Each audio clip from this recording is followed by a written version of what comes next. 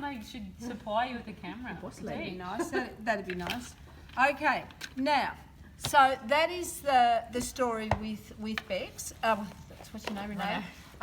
So I would say just a bit wider here to make it so that you've got a seamless join between the block and the extender.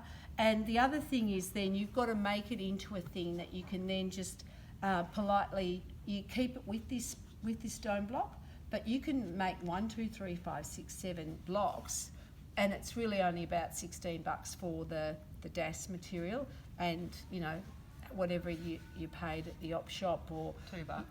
Yeah, bargain. There you go. Now I've got my other darling. A lot of people did. This one is Dinny's, and this is quite a successful one. Dinny, did you have a slightly larger quantity of this stuff than everyone else? What do you mean? You had a bigger packet. I had a kilo. I have 2 DAS. And it shows this is a little bit. It's a little bit more of a generous shape, and that's going to sit quite nicely on their head. Okay, and the thing that's good about this is it's nice and fairly thick. AKA, you've got to remember, if it's thin, the thinner it gets, the more potentially brittle it can be. Okay. So it's sitting up nice and away from the head, which is good. I mean, it justifies the fact that you're going to use it. Now, if I was doing... But I have a question, because the shape what I'm drawing is not same like that thing. So the suppose in the front is a little bit like have a curve. Yeah. So I'm thinking I want to do that, but in the end I'm thinking maybe the sandpaper can do that. The sandpaper will you can move the shape a little bit. Yeah. Just so I that leave you it know, like that. if this is too much of a curve there, you will find it more difficult to block. So remember, with all of your blocks that you're making, the more complicated the block, the more potential difficulties you might have when you're using it. And to be honest, the best blocks are quite simple, generous shapes without detail. I think we talked about that a little bit in the last session. But yeah, with something like that, you might just kind of, you know, it's time for you to really exercise a different type of creativity here. Yeah. So that's working really nicely.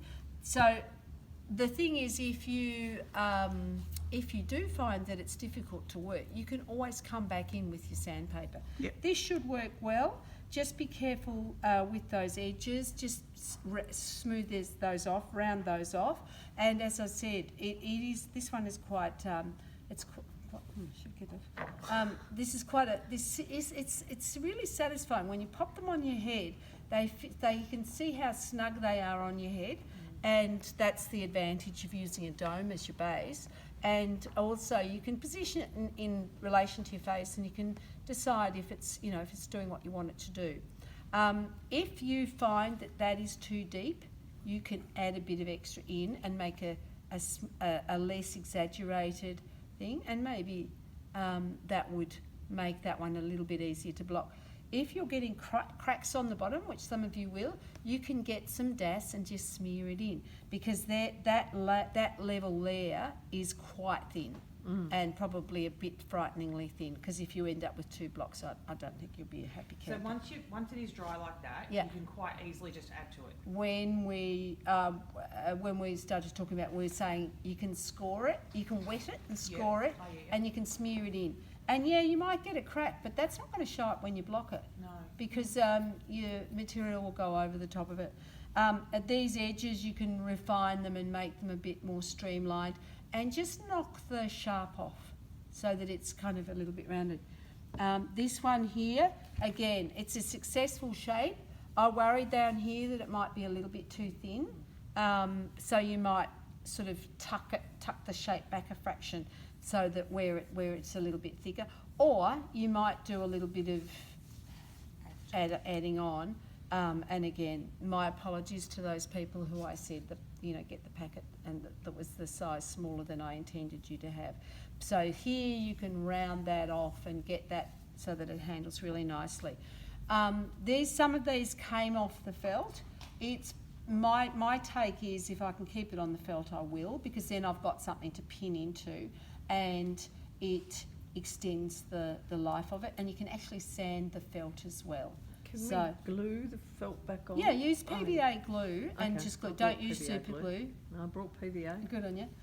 Yeah, but then you kind of have to have it sit then for a while. You might sand it and then PVA it onto your thing. Question. Yeah. Hey? The shrinkage with Yeah. the products that you know, Yeah. is there a ratio that you normally go on? Or? No, not really. The DAS I know shrinks less than any of them. Okay. And that's why I think I use the DAS. But if you get some cracking, which Renee has here, just smear a bit in, you know. Don't Can be... you use a combo of a different product as well, do you think, or not? Don't know, you're the scientist. I'm going to be experimenting with Yeah, that, so we'll yeah, find out. and that's because where, that one's DAS again, and I've like got I Jovi. said, I was talking with Harry and with Nicole. Thanks, love. Depends on the polymer. These items came into my life tonight, and I've never used them, so I don't know. You know, it could be pure clay.